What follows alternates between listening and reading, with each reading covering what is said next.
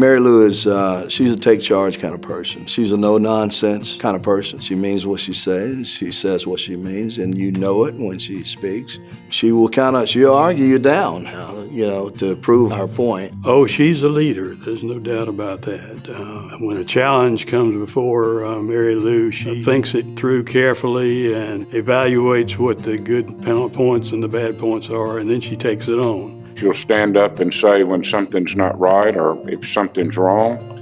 And then she's also a great leader, which has been proven by her work on the city council, chairman of the convention bureau. Many times very quiet things, but she loves her community and is not afraid to speak up when something is not right. I think she was always aware of the strong divide in High Point between the black and whites communities. I could imagine her saying, "No, Mama, I'm going to do this. This is important." And then I understand not only the sit-in at the Woolworths, but at the City Lake Park and the other things that she took upon herself to do, all in trying to make sure that there was quality and for our community and folks of color. She's just that type person. So as a 15-year-old, she must have been one fireball. She had such a great understanding of what both sides were. When we were talking about me being a young police officer in Greensboro and working in that situation, she understood it. She could feel what I was feeling, and in turn, she taught me to feel how she was feeling. When people know Mary Lou and understand what she's about, they may challenge her in some areas, but when it comes to civil rights and fairness and justice and equality and community, it's hard to challenge someone who's been there. Mary Lou has made a huge difference in High Point. In every job she's done an excellent job. She's looked up to, and people like her set a great example for all of us, but particularly young people. She is a life changer because she teaches those great principles. She's always been interested in movement forward of young people, of students, and she's always made use of their talents and abilities. For instance, in the dinners she's had each year to celebrate February 11th, she wanted them to see the value there is in working together, black and white and immigrant students, so that you understand that we all need to move forward together. She wanted to make sure that young people of High Point are aware of the significance of what those kids did back February 11th, just 10 days after the Greensboro Fours sit-in Greensboro, and to make them realize that they need to continue to work for social justice so that they can help improve the human condition as well. I think her leadership qualities are that let's find all the points we can about this particular issue. Let's talk back and forth about it.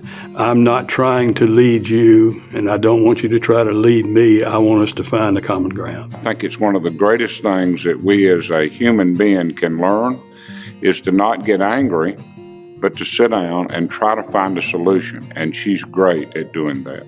She's sincere, and you can really believe in what she believes in. Her integrity is very evident in the kinds of things that she does and says.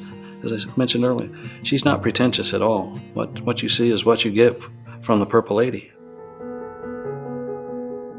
To my fellow honoree, Joe Bryan Jr., NCCJ Board of Directors, NCCJ staffers, good evening. I also want to say good evening to some friends and family, cohorts and colleagues. And thank you, NCCJ, and thank you for the colleagues, friends, cohorts, family, for all of your support. As president and founder of an organization called February 11th Association. Why the name? Because it happened on February 11th, 1960. What was it about? That was the day that 26 students 25 high schoolers and 1 junior high student walked in the back door at approximately 4 p.m. to Woolworth's Five and Dime in High Point, North Carolina. It was also 10 days after the ANT-4 set the world on fire and shocked people everywhere because they wanted to take a seat. Out of the February 11th Association has come 3 events. On February 11th, always at 4 o'clock, we will be having a prayer vigil at the monument, which is really a bas relief. It depicts the one day that we got to sit at the counter at Woolworths. The second thing was the banquet, which is how we raise money to do the third thing, which is a youth summit. Kids get to know that they can make a difference. One person can help. There's something anybody and everybody can do. May not be the same amount, but nobody's measuring. There is an importance for every person because they are valued and what they're trying to do is valued. For this night, this remarkable night, I thank NCCJ. Most sincerely, my heart is full tonight. And after seeing some of the work that you do with the students, I understand. Thank you also for allowing me to be a 2018 Citation Award winner.